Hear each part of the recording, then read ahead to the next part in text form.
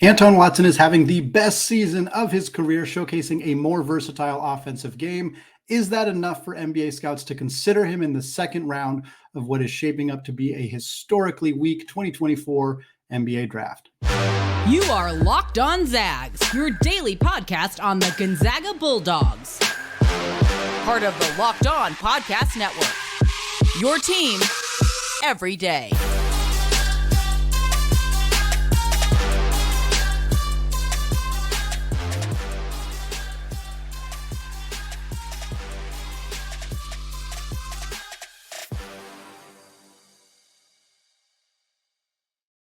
What is going on, y'all? Welcome into the Locked On Zags podcast, part of the Locked On Podcast Network, your team every day. I'm your host and longtime Gonzaga podcaster, Andy Patton, here to bring you news and updates on all things Zag athletics.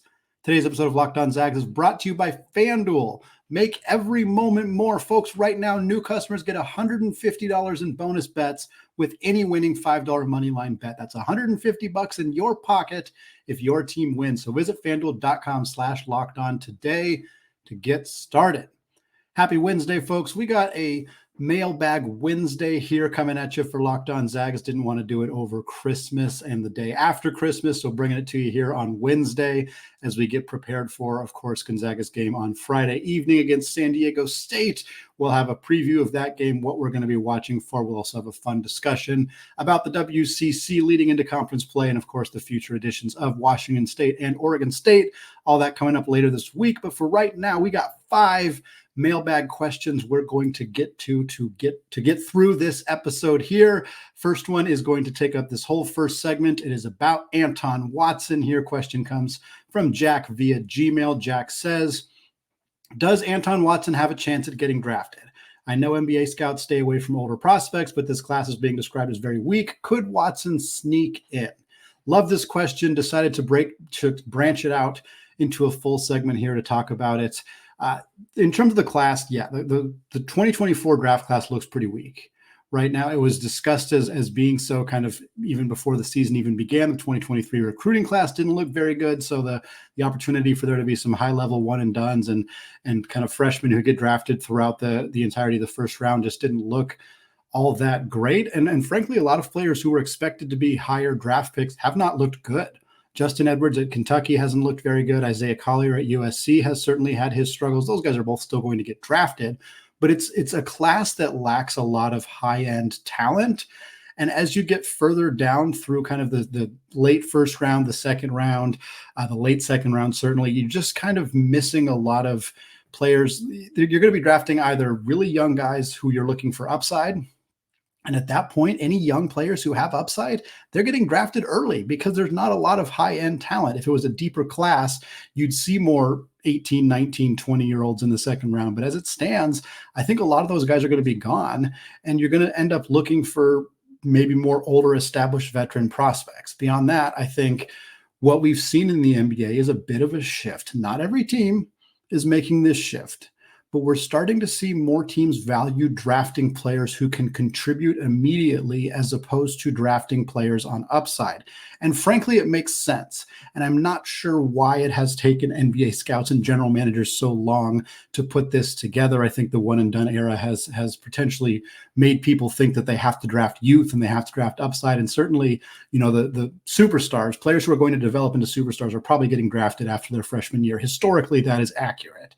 But you're not drafting a lot of superstars in the late first round. And when you see teams like Miami take Jaime Jaquez, who's having a phenomenal rookie season, a veteran guy who spent all 4 years at UCLA.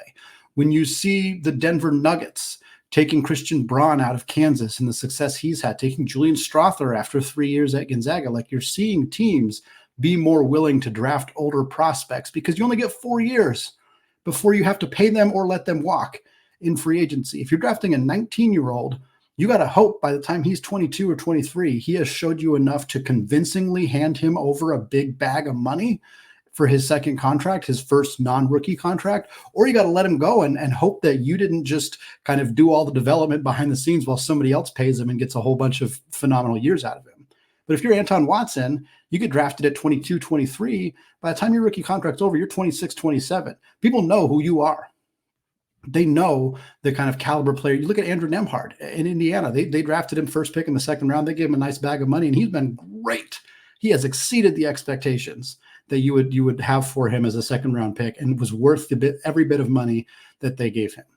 Let's look at Anton Watson from a pros and cons perspective here from an NBA player, because just because teams are more willing to draft older players, and my opinion and many other opinions is that they should look to immediately contributing players in the second round as opposed to taking, flyers on 19, 20-year-olds, doesn't necessarily mean that Anton Watson should or would or will be part of that conversation. Pros and cons for Watson. Pros, he's built like an NBA player.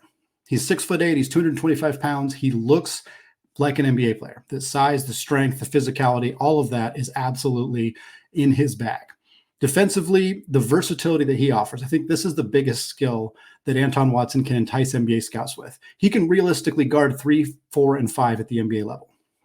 3 is borderline, depending on the player. 2 is probably out of the question. I don't think Anton Watson is athletic enough to guard NBA 2s. That's not an overall shot on his athleticism, more that NBA 2s are freaks and really, really good athletes, and I just don't think that's really his MO. But if he can guard 3s, 4s, and 5s at the NBA level, if he can use his frame, his strength to potentially move around NBA centers, if he can defend out on the perimeter against those stretch 4s, those stretch 5s, again, every big in the NBA can shoot 3s, but Watson is capable to step out and defend those guys. And I think that's a huge selling point for him.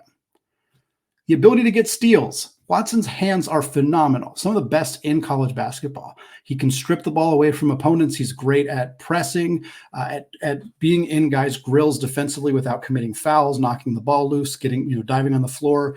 He's a high energy guy. Again, second in all time in steals in Gonzaga basketball history. Yeah, he's a fifth-year guy, but he didn't just get there by luck. He got there because he's absolutely phenomenal. His basketball IQ is good, especially on the defensive end. Like, the ability for Anton Watson to be an immediately plus or at least above average defender in the NBA is absolutely there. I think that's hard to debate. Is he going to be the same caliber of defender as he is in college? No, probably not. But he is capable of being an above average defensive player in the NBA right now. He's a bit like Toumani Camara, who plays for the Portland Trail Blazers. And I want to make this comparison. I thought of it in my head, having watched a lot of Blazers games, and then grabbed Camara's senior season numbers at Dayton before he was selected late in the second round last year. Camara was a 4-year player who got drafted late in the second round last year. A lot of similarities with Watson. Camara at Dayton, senior year, 13.9 points, 8.6 rebounds, 1.7 assists, and 1.2 steals. Watson so far this year, 14.1 points, 7.8 rebounds, 2.5 assists, and 1.4 steals. So he is better in every category except rebounds, and he's within one of all of them. Within 0.2 points, within 0.8 rebounds, within 0.8 assists, within 0.2 steals. Percentage-wise, Camara shot 60.6% on 2s, 36% from 3, 67% from the free throw line. Watson is 57% on 2s, 43% from 3, and 63% from the free throw line. Pretty similar stuff. Meanwhile, Camara has stepped into a starting role for the Portland Trail Blazers. He is probably their third, fourth, at times fifth best player as a rookie who was barely even drafted. Does that mean Anton Watson is going to have the same success? No, not necessarily. But it certainly means that teams should give him a look. And Watson has proven he is not only capable of being a role player, a fourth, fifth option offensively, he can also take over a game. Scouts need to watch that UCLA game. He had 32 points on 14 of 15 shooting. And I can hear some of you saying, oh, UCLA is not actually that good. Sure, you're right. They're pretty bad, but they're good defensively. They just can't score, but they are a good defensive team. And Anton Watson cooked them for 32 points. Cons for Anton Watson, fairly simple. The age. He's a fifth-year senior. He's probably going to be 23 years old when the draft rolls around. Teams don't like to draft old guys. Corey Kispert was an exception. We've seen it more and more, as I mentioned, with Jaquez. Desmond Bane is a great example of a 4-year player who was selected in the first round, who's now a really, really good player. It's not that it doesn't happen. It's just rare. The other con for Watson is the offensive potential is limited. His ability to score around the rim just doesn't matter in the NBA. It just doesn't matter. It's not a skill that is coveted right now. If it was, Drew Timme would be in the NBA.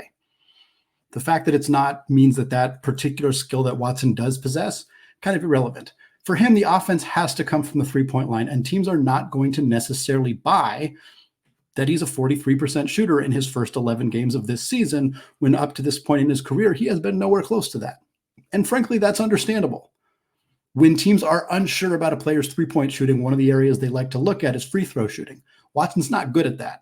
He's not a good free throw shooter. He's never been a good three-point shooter except for this year. I'm inclined to believe that there is some growth in his three-point shot. I think that the numbers we saw from him early in his career are probably less representative than we see now. But if I was an NBA scout, I could certainly be like, I don't know. Him shooting 43% so far doesn't necessarily mean a lot to them right now, and that's totally understandable. Athletically, I think there are some questions as well. He's a good athlete, but is he a great athlete? Is he an NBA caliber athlete? I think for Watson to get selected in the NBA draft, he is going to need to wow people with his scouting combine.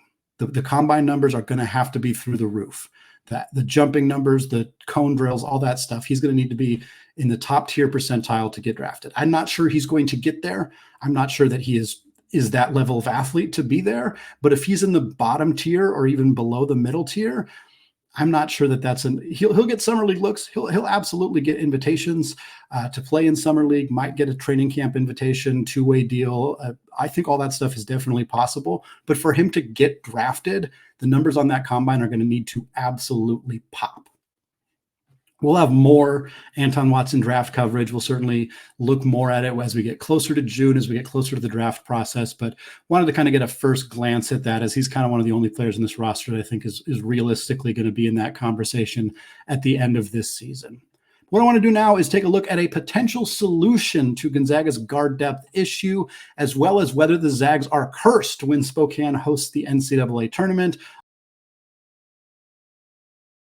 All that coming up after a word from today's sponsor, FanDuel.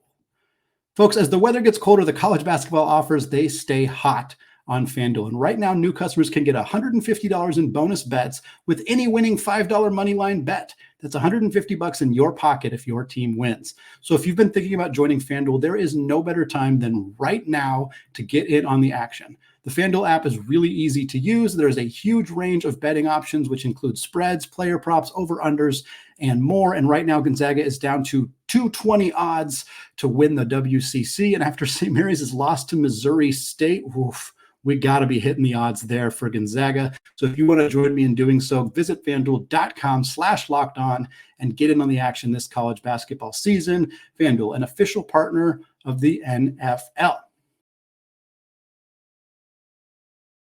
All right, folks, still Lady Patton, still Locked On Zags podcast, coming at you on this Wednesday edition of our typical Mailbag Monday, pushing it back a few days for the holidays. This next question here, we got two of them here before we get to our final segment. This one comes from 808 Zag on Discord, who says, what do you think of a primary lineup of Nembhard, Hickman, Watson, Gregg, and Ike? Stromer subs in the guards, Huff and Yo subbing the forwards. This lineup allows the starting guards to play 30 or 35 minutes per game. When you say primary lineup, I'm guessing you mean starting lineup. I'm not sure that it matters if we're just talking about this being the lineup that plays more regularly. This would be subbing Gregg into the starting lineup for Stromer. Look, here's the deal. We've seen Gonzaga's three big lineup. We've seen quite a bit of it this year. And I'm not sure if people are seeing things that I'm not seeing, but I haven't been particularly impressed. I think they're going to continue to run it. And I think that they need to continue to run it. But I don't think it should be the primary offense. While it is at the expense of any rest for Hickman and Nembhard, I just don't see this three big lineup or any iteration. This one in particular leaves Huff out. Any iteration, of the three big lineup where either Ike or Gregg or Huff or even Watson are on the bench. I haven't loved what we've seen from the three big lineups. In particular, they're not getting out in transition offensively. It slows the game down to a crawl, which this Gonzaga team has not played at the same pace as Gonzaga teams of the past. Typically, Gonzaga is the top 10, sometimes a top 5 team in terms of tempo offensively, and we haven't seen that this year. And it's not entirely because of the three big lineup. It's just a personnel thing that just hasn't worked. It's unfortunate because Ryan Nembhard is one of the absolute quickest point guards that Gonzaga has ever had. And you can tell he loves pushing the pace. He loves those throw ahead passes. He likes getting out in transition. I think that's what he wants to do. I think that's what Mark Few and Gonzaga wants to do, but they're not able to do it in part because of the personnel, but certainly you see even less of it when they run these three big lineups. Outside of that, I know people point out that the bigs are all shooting well from three and like, oh, well, floor spacing is not an issue if they run a two-guard lineup with the three bigs, but it still is. It still is. And it's just, you can watch and you can see that when Gonzaga is playing a lineup with Gregg, Watson, and EK out there, or Gregg, Watson, and Huff, or whatever combination it is, the floor spacing is a problem.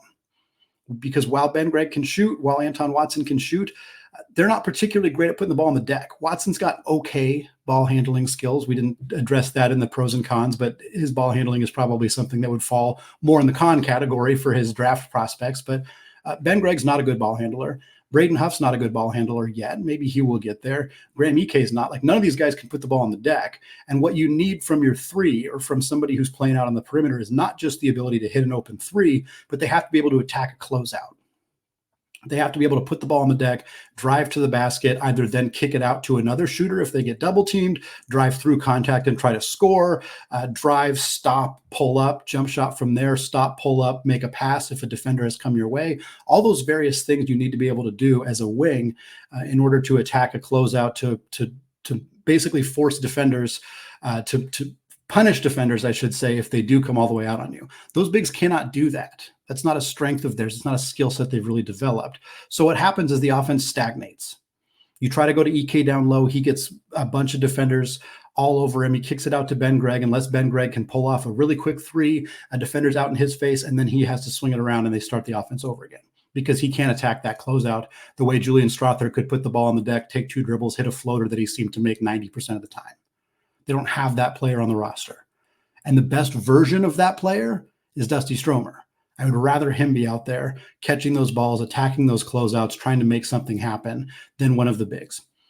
I don't think it's something Gonzaga can entirely avoid, and I don't even think it should be something they avoid. I think playing the three big lineups at times in spurts can be effective because the other team is going to get out-rebounded most likely. They have to figure out how to defend three really big players, and in times it can really work, but it does not work offensively. We didn't even get into the defensive side of things, but I don't have the exact numbers. There is lineup data on KenPom. Maybe I'll pull it for another show or another episode sometime. But Gonzaga's defense, particularly their perimeter defense, when playing the three big lineup, is bad.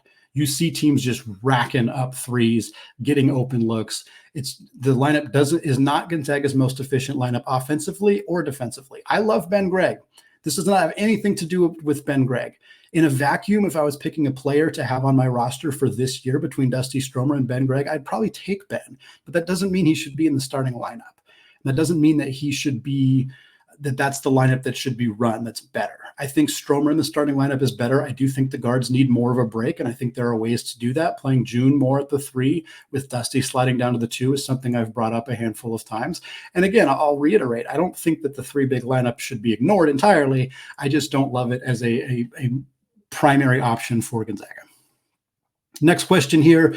This one comes from Jeff via Gmail. Jeff says, Spokane has hosted the first and second NCAA tournament games 5 times, 2003, 2007, 2016, 2020, and now 24. Gonzaga has had an off year where they did not qualify as a top 4 seed and were not able to play in Spokane those years, with the exception being 2020. Of course, the COVID year canceled that NCAA tournament. If Gonzaga does not beat at least one of San Diego State or Kentucky, they probably will not be playing in Spokane in 2024. Is there some sort of curse that is preventing Gonzaga from playing NCAA tournament games in Spokane? For the most part, it is only the years when March Madness comes to Spokane that Gonzaga has had off years. Would Gonzaga be better off if the NCAA tournament games were not played in Spokane? Yeah, it's not a curse. It's not a curse. It's not. I do think it is, in particular, 2016 and 2024, because 2020 is just bad luck. I mean, it's just the Gonzaga was going to be a 1 seed. They were going to play in Spokane. It just didn't happen because of the global pandemic. If you want to call that a curse, that's fine. I can understand that. But 2016 and 2024 this year are the most notable examples of Gonzaga's quote unquote off years. 2015-16 was an off year for Gonzaga. They got an 11 seed because they barely made the big dance, went on that nice run in the Sweet 16 thanks to Domantas Sabonis absolutely crushing Jakob Poeltl at Utah, but that was a bit of an off year. I don't think there's any debate there. But again, I think we're still like 2003, Gonzaga had never earned a top 4 seed. It had never happened. So that wasn't an off year situation. They had never been in that spot. 2007 was coming off of 3 straight years where they had been a 2 or a 3 seed. But I don't think it was an off year. I think it was just that was Adam Morrison's last year.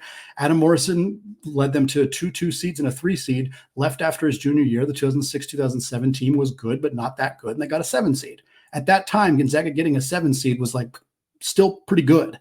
Like this year, getting a 7 seed, if that happens, is going to be considered a bad year. In 2007, even coming off of 3 straight appearances in the top 4, that wasn't really considered a bad thing. And even in 2016, like in 2015, they were a 2 seed.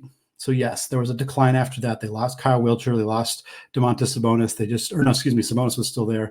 But they lost Kevin Pangos, Gary Bell. Those guys were gone. But then in 2014, they were an 8 seed. 2013, of course, was the first year they were a 1 seed. Before that, they'd been a 7 seed and an 11 seed and an 8 seed. So it's not like they were routinely getting top 4 seeds prior to 2016 and then all of a sudden stopped.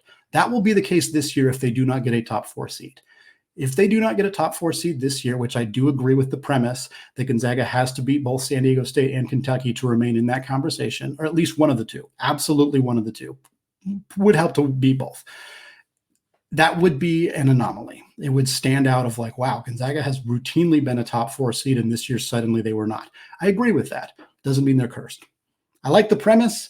I like the concept. I think it's interesting to note that certainly the last 2 years where it was in Spokane in 2020 when the season was canceled, and in 2016 when Gonzaga had an uncharacteristically off year, it is a coincidence. I think it's a coincidence, but it is certainly noteworthy. But I don't think it really has any bearing on this year. If Gonzaga doesn't make it, it's because they just weren't good enough.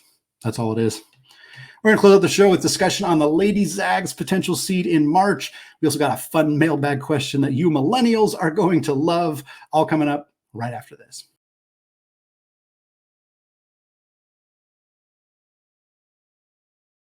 All right, folks, closing out the show today with a pair of mailbag questions on Wednesday as we get prepared for a preview episode of San Diego State and some conversation about the WCC, especially with the upcoming editions of Oregon State and Washington State later this week. But this question here is another one from Jeff via Gmail. Jeff says, even with the 13-2 non-conference record, the Gonzaga women are about a 5 seed in March Madness as women's basketball projections. Could a 5 seed be Gonzaga's ceiling? Realistically, how much could an undefeated WCC record help the Gonzaga women and their seeding in March? Well, it's not going to hurt. It's definitely not going to hurt to go undefeated. Certainly, losses will hurt. Any loss in the WCC is going to be a problem for the women's team. It's unfortunate that they're in a situation where any loss is potentially as much as a seed line. That's how devastating it could be for this team to lose because the teams in the WCC are not good. There's no good losses in the WCC. It's to an extent an issue on the men's side as well, but on the women's side, it is a significant problem. You lose to Santa Clara on the road, they're like 66th or something in KenPom. So that loss the net ranking, that loss you can kind of stomach. But outside of that, you really don't have a lot of wiggle room. Having said that, is a 5 seed the ceiling for Gonzaga? Probably. I think there's a chance they could get a 4 seed if they go completely undefeated and if teams around them cannibalize themselves. I do think a 5 seed is the probable ceiling, with a 7 seed being the likely outcome if they drop a game in the WCC. The Pac-12 is going to cannibalize themselves. They do pretty routinely. Colorado, USC, Stanford, Utah are all seated above Gonzaga right now. But if they drop, if Utah loses to all those teams, if USC loses to all those teams, it could push them down to the 4-5 seed line, potentially opening up a spot for Gonzaga. Big East is a somewhat similar situation. Creighton, Marquette, and UConn, I think, were all 5 seeds, or maybe Marquette was a 4 seed. Creighton and UConn were a 5 seed. This is using ESPN's most updated projections, which came out a few hours before I'm recording this. So those are all teams right around Gonzaga's seed line. And if those teams were to cannibalize each other, potentially drop down to the 6th line, Gonzaga goes undefeated. I think a 5 seed's possible. I think a 4 seed is maybe a pipe dream. It would probably have to have a handful of other things fall their way. But hey, one of these teams needs to get a little lucky this year. Maybe that'll be the case for the women's basketball program. Final question here. This was asked a few weeks ago, finally getting around to it. Wade via Discord, he asks an off-topic question for fun. If each current player was a Generation 1 Pokemon, which would they be? Yeah, I had a little fun with this one. I didn't do the walk-ons. I just did all of the scholarship players on Gonzaga's roster, picked a Pokemon to talk about. Please let me know what you think about this. It's been a while since I've really dove in on Pokemon stuff, but like everybody my age, I collected the heck out of the cards when I was a kid. I played Pokemon Go when it was really popular 6 or 7 years ago, which makes me feel very old to say that. So I had a little bit of fun with this. Graham EK, I went with Golem. He's incredibly tough. He rolls down the mountain. I was reading some of the description of these Pokemon, which was quite fun. One of the big things about him is he rolls down the mountain, and EK comes from Wyoming, where he's at 7,800 feet above sea level, comes to Spokane, where he's at 1,800 feet. So we're going to say that he rolled down a mountain to come to Gonzaga. One of the strongest Pokemon, one of the strongest players. Thought that made some sense there. Anton Watson, I went with Gyarados. He took a while to reach his final form, the evolution from Magikarp. Magikarp, one of the weakest Pokemon. Gyarados, one of the strongest. Watson certainly wasn't one of the weakest players on that freshman year team, but he has had quite an evolution, and it took us 4 years to get where we are. So thought that was applicable there. Dusty Stromer is Voltorb, very, very high energy player, very high energy Pokemon, and a bit enigmatic, which I think is kind of a good description of what we've seen from Dusty in his first 10 or so games as well. Nolan Hickman is Poliwhirl, described as very slippery. I think Hickman's ability to drive through traffic and get to his spots is certainly part of it. Also, he can cause drowsiness. Poliwhirl can. I don't know if Nolan Hickman can cause drowsiness, but I like the idea of him putting defenders to sleep while getting to the rack. Nemhard is Rapidash. That was an easy one. Rapidash is the fastest Pokemon. Nemhard is, if not the fastest point guard in Gonzaga basketball history. He's certainly in that conversation with guys like Dimitri Goodson and Ryan Woolridge. Ben Gregg is Pikachu because he provides a lot of energy and he is a fan favorite. That was one of the easiest ones for me to pick there. Braden Huff is Hypno. This one, bear with me on this one. The description of Hypno said that he hides from people, but when he is seen, he hypnotizes them and then eats their dreams. And somehow I felt like that applied to Braden Huff. He hid last year. Nobody saw him. Nobody knew what he was. And then this year, when he comes onto the floor, he eats people's dreams. Felt like that was applicable for me in Braden Huff. Junsuk Yo is Machamp, super, super strong, really good fighter, really good defender, energy guy, but also Machamp is described as not being good at the delicate things. And for some reason, I feel like that works with Yo too as well, a guy who maybe the finesse isn't quite there. I think it will be there for him in the future, but right now he's a little bit raw, and you can see a lot of energy, a lot of enthusiasm, but not a lot of delicateness. So that's kind of where that one comes from there. Luka Krajinovic is Eevee because he could become a lot of different things. Eevee can evolve into 3 different types of Pokemon. Krajinovic, is he going to become a starting guard for Gonzaga? Is he a 3-4 year backup? Is he Martinez Arlauskas? Where does Krajnovic's development go from here is a big question for this team. And so I think giving him a character like Eevee, where it could go multiple directions, is a big part of it. And then Pavle, excuse me, I've been trying to get his name correct. Pavle Stosic is Magikarp. So not doing much now, but the potential is very high. We don't really know what the potential is with Pavle right now. We've only seen very, very brief snippets. He didn't even get to campus until late September. Is his ceiling, as the evolution into Gyarados, is his ceiling the same as Anton Watson's? My gut says probably not. He probably doesn't get to that level necessarily, but we don't know yet. So right now he's just very kind of just out there.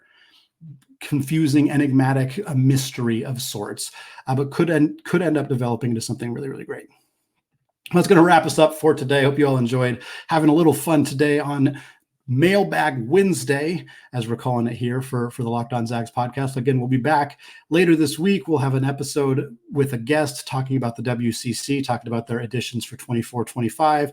We'll also, of course, preview San Diego State, Gonzaga's big marquee home non-conference game coming up on Friday. All that on future episodes of the Locked On Zags podcast. Thanks so much for making the show your first listen or your first watch of the day. And until tomorrow, as always, go Zags.